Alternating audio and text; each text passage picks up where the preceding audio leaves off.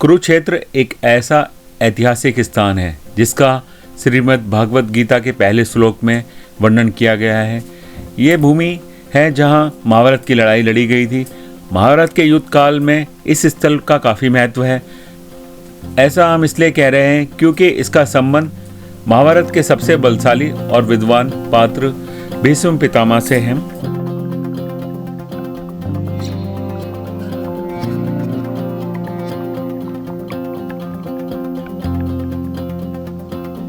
ये भूमि है जहां महाभारत की लड़ाई लड़ी गई थी और जिससे जुड़े कई तीर्थ स्थल आज यहाँ मौजूद हैं। इन तीर्थ स्थलों में से एक है नरकातारी तीर्थ।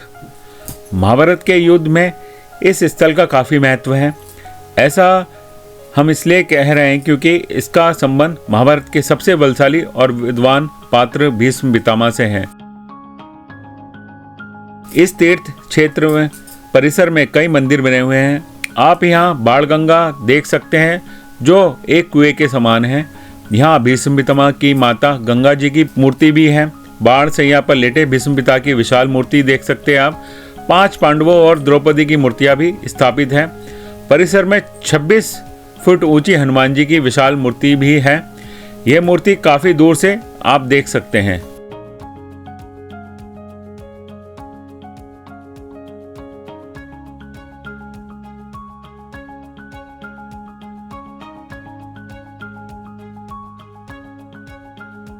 माना जाता है कि भीष्म पितामह ने बाणों की सैया पर लेटे हुए इसी स्थान से युद्ध देखा था।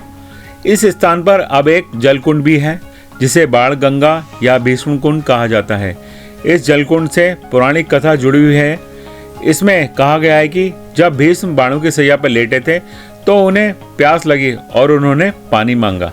भीष्म पितामह की इच्छा पूरी करने के लिए अर्जुन ने तुरंत जमीन पर एक तीर मारा और वहां से जलधारा निकाल दी।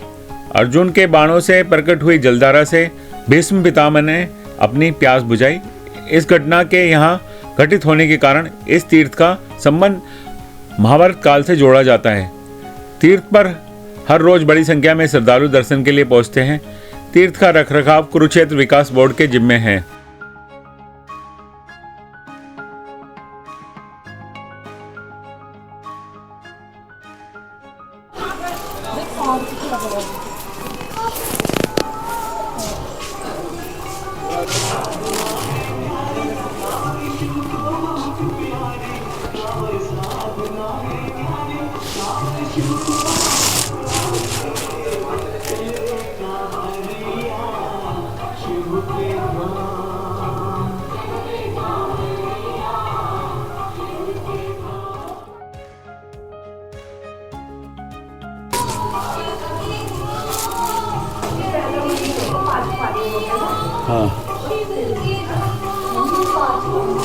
दोस्तों वेलकम टू ट्रैवल ट्रेंडिंग और मैं हूं आपका होस्ट और दोस्त रवि।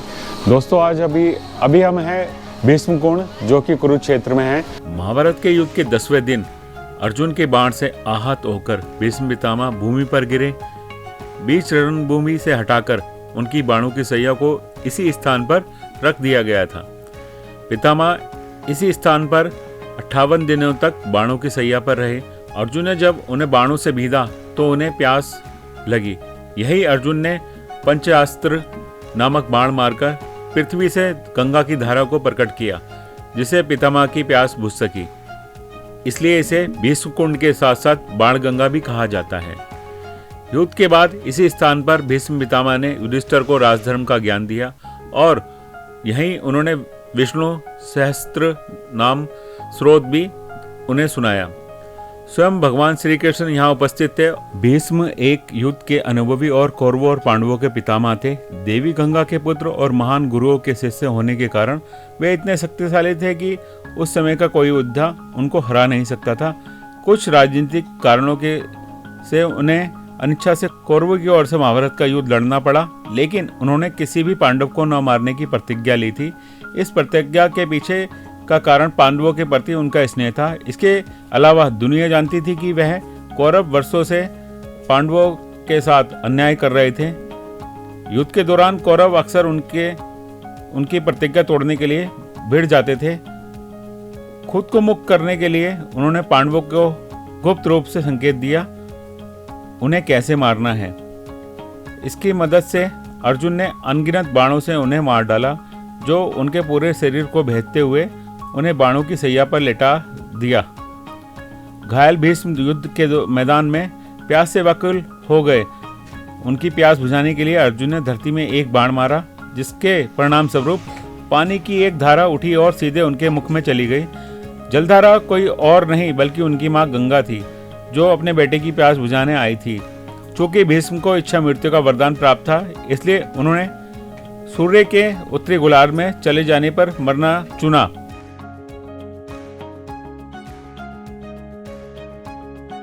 और दोस्तों, भीष्मकोण मंदिर में और भी कई छोटे बड़े मंदिर हैं और इसमें हनुमान जी की विशाल प्रतिमा भी आपको देखने को मिल जाएगी।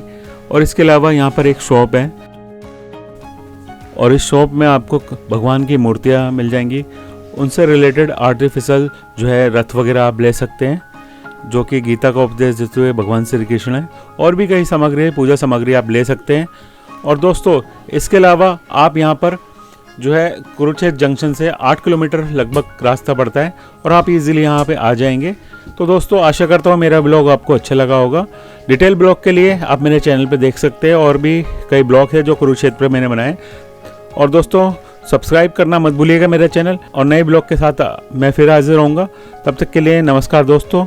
जय श्री राम, जय श्री श्याम।